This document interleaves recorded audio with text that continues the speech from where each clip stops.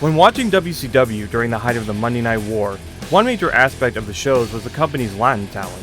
Whether it be the stacked and innovative cruiserweight division with names such as Juventud Guerrera, Psychosis, or Rey Mysterio Jr., or the charismatic performers who often face some of the top stars in the promotion, such as Eddie Guerrero or Konnan.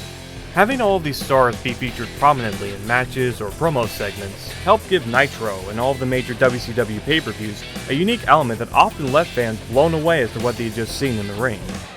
All the while, the WWF would attempt to counter-program WCW's Latin success with both their own light heavyweight division as well as their own Spanish-exclusive program, Super Astros. Eric Bischoff took note of what the Federation was doing and would attempt to fight back by negotiating a pilot to their own Spanish-language show exclusively for their already established stars. But despite taping 2-hour-long programs, as well as having all the elements needed to help make the show a potential success, Festival De Lucha would not get greenlit for a weekly series. The footage remained lost in WCW and later WWE's tape library, and would not be seen publicly until a little over 20 years after its initial filming, when it was finally put onto the WWE network. What started as an opportunity for Konnan to put together his own weekly lucha show with the backing of one of the biggest wrestling companies behind it, later became an obscure footnote and a major what-if for WCW. Today we take a closer look as to how the pilot came to be, while also going into detail as to how the show itself would have looked and felt, with all the characters and potential storylines that could have been expanded upon if the show was given the opportunity and a weekly time slot to do so. This is the story of Festival De Lucha.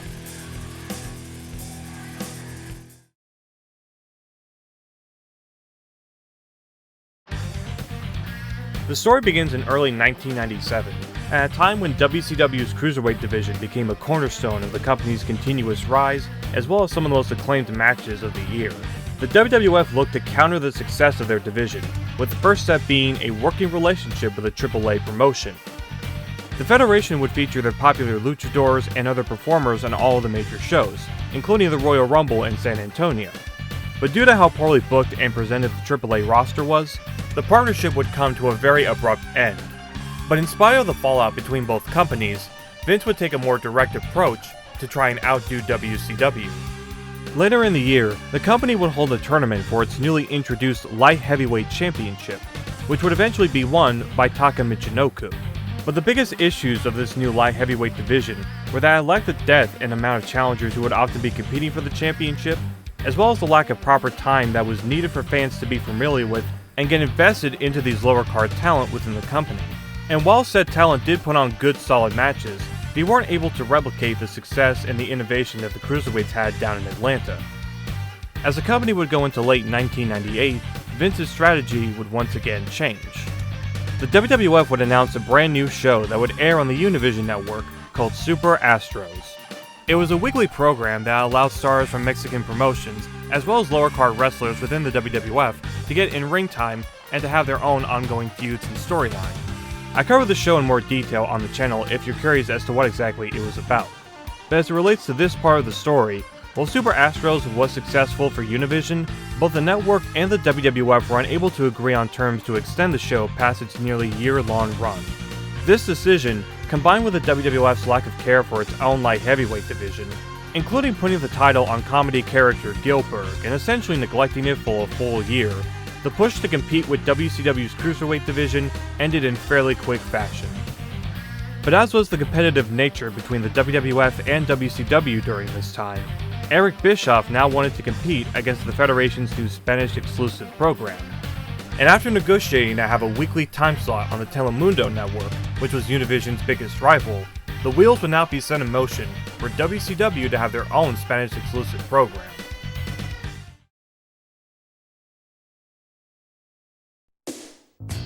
In an interview with the Super Luchas magazine following the Festival De Lucha tapings, Konnan, who was the booker and the man in charge of the tapings, would go into detail as to what his weekly Latin show would offer in comparison to the WWF's.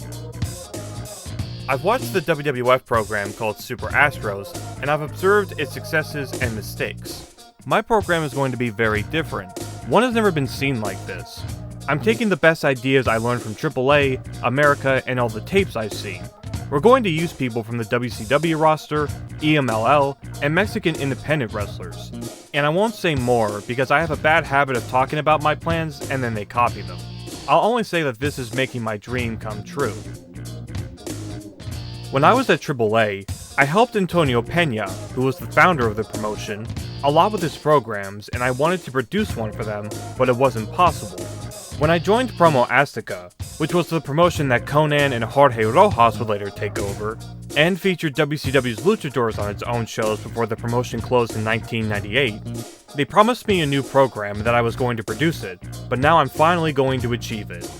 Konnan also said that he had been trying to convince Eric Bischoff for 2 years to do a Spanish-exclusive show for WCW, but he had finally gotten the green light after the WWF began producing Super Astros.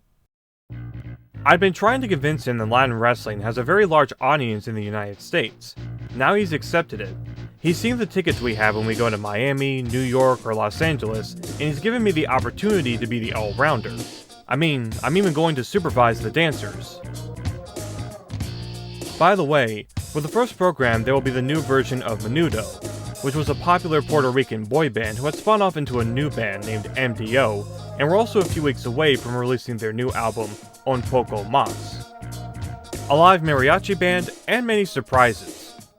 I will be there from editing to the production. That's why I'm very happy, because they're already taking me into account creatively, not just as a wrestler.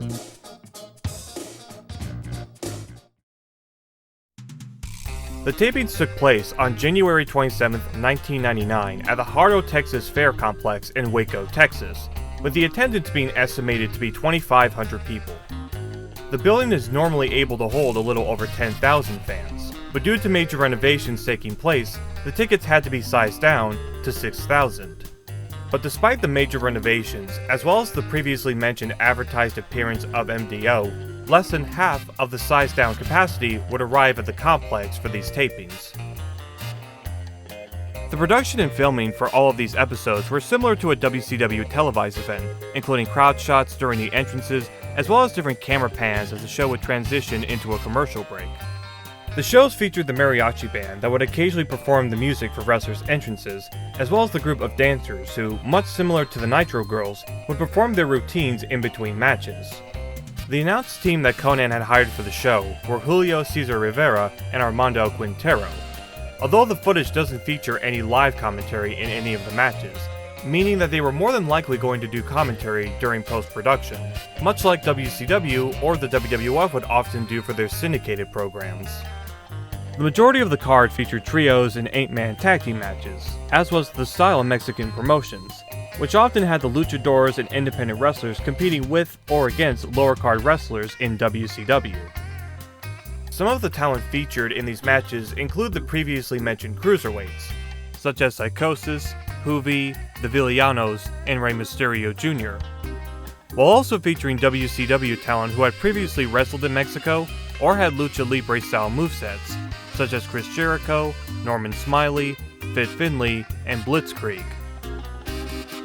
As stated in the Konnan interview, EMLL performers were originally meant to be part of the show, but promoter Paco Alonso had instead signed a deal with the WWF to utilize their roster exclusively for Super Astros. Jimmy Hart was also a part of the tapings, as he would manage the show's heel faction, Estado Caribbeño Asociado, which translates to the Associated Caribbean State, a group of Puerto Rican wrestlers, including the Barrio Brothers, Pierroth, Ron Rivera, and Cico Pata. The only singles match of the entire card would be the final match, with Konnan defeating Disco Inferno. And as the tapings came to an end, unbeknownst to all of the wrestlers or those in production putting it all together, these 2 hours of footage would be the only real content of a Festival De Lucha show to ever be filmed, as the program itself would not become a reality.